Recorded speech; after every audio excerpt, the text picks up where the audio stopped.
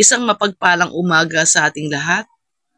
Sa mga pagkakataong ito po ay inyong makikita, mababasa ang mga talata na hinango ko sa Bagong Tipan batay sa bilang ng aking kaarawan. Kaya't huwag po kayong bibitaw sapagkat marami po kayong matututunan, marami kayong pwedeng kuhaning talata na kung saan ay nakaka-encourage, nakakapagbigay hamon sa mga mambabasa. Kaya't dyan lang po kayo mga kaibigan.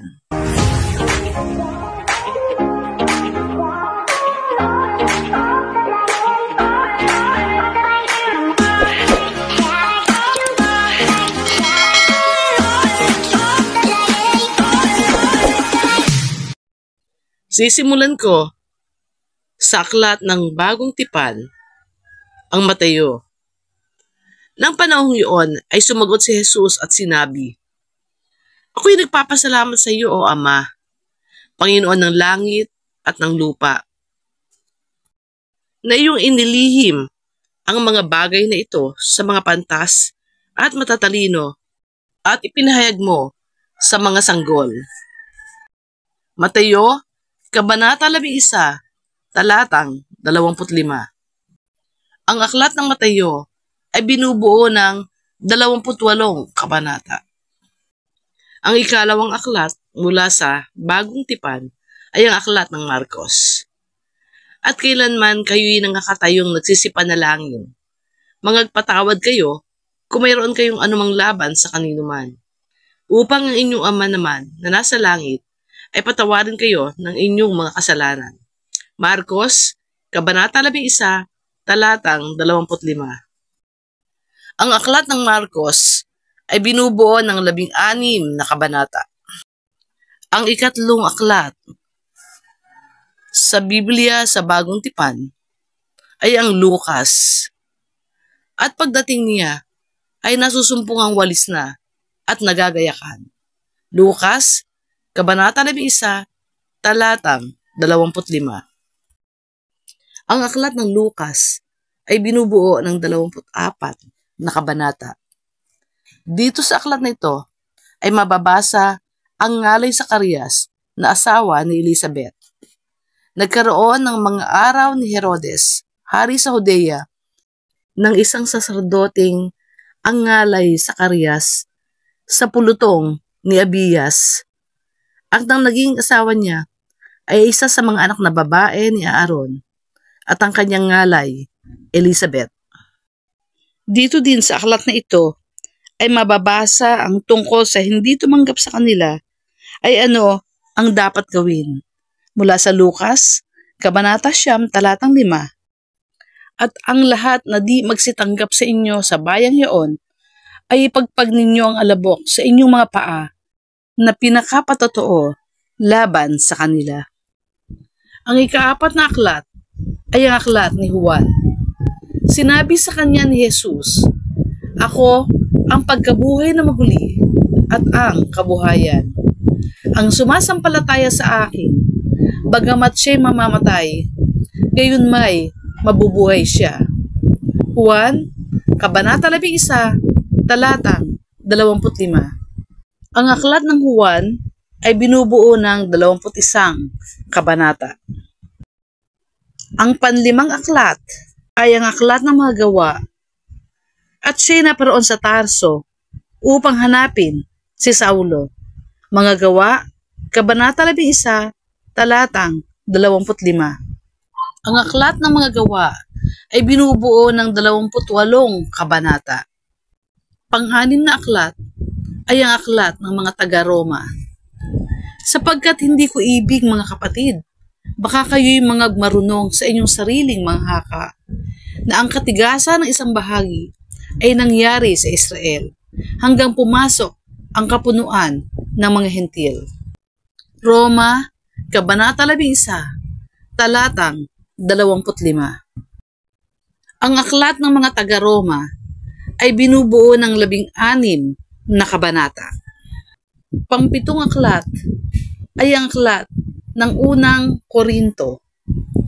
At gayon din naman, hinawakan ng saro pagkatapos na makahapon na sinasabi, "Ang sarong ito ay siyang bagong tipan sa aking dugo.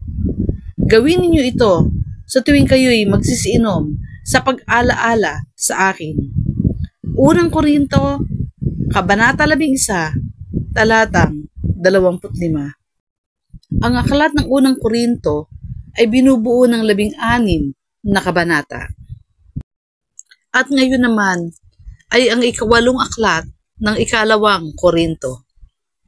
Makaitlong ako'y hinampas ng mga panghampas. Minsan, ako'y binato. Makaitlong ako'y nabagbag, isang araw at isang gabi na ako'y nasa kalaliman ng dagat. 2 Korinto, Kabanata 11, talatang 25. Ang aklat ng 2 Korinto ay binubuo ng 13 kabanata. Ang pangsyam na aklat sa Bagong Tipan ay ang aklat ng Galacia. Ito ay binubuo ng 6 na kabanata. Ang pansampung aklat ay ang aklat ng Epeso, at ito ay binubuo ng 6 na kabanata.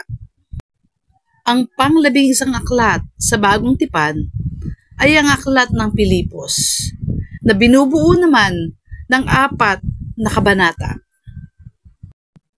Ngayon naman ay darako tayo sa aklat ng Kolosas na binubuo ng 4 na kabanata, at ito ang pang-12 aklat sa Bagong Tipan. Ang aklat ng unang Tesalonika ay may 5 kabanata, at ito ang pang-13 aklat sa Bagong Tipan.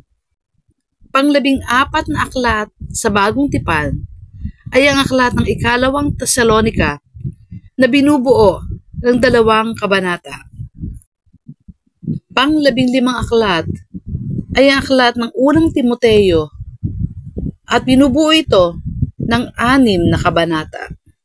Pang-16 na aklat sa Bagong Tipan ay ang aklat ng 2 Timoteo na binubuo ng 4 na kabanata. Pang-17 aklat sa Bagong Tipan ay ang aklat ng Tito na may 3 kabanata. Ang pang-18 aklat ay ang aklat ng Pilemon, at ito ay may 1 kabanata lamang. Pang-19 na aklat sa Bagong Tipan ay ang aklat ng Hebreo, na pinili pa ang siya'y tampalasanin na kasama ng bayan ng Diyos, kaysa magtamo ng nagsisikupas na kaligayahan sa pagkakasala. Hebreo, Kabanata 11, talatang 25. Ang aklat ng Hebreo ay binubuo ng 13 kabanata.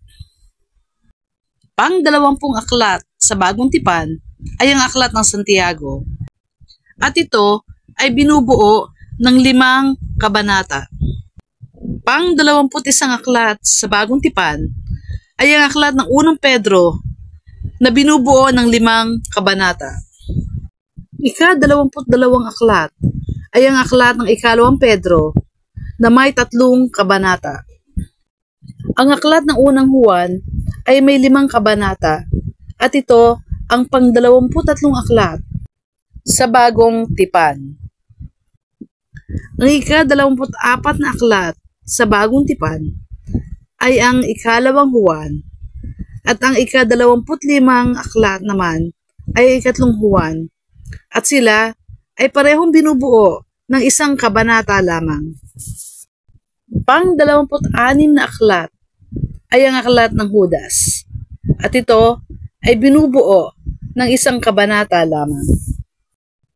Pang-27 at panghuling aklat sa Bagong Tipan sa Biblia ay ang Apokalipsis, na binubuo ng 22 kabanata, at ang Kabanata 11 ay hanggang talatang 11 lamang.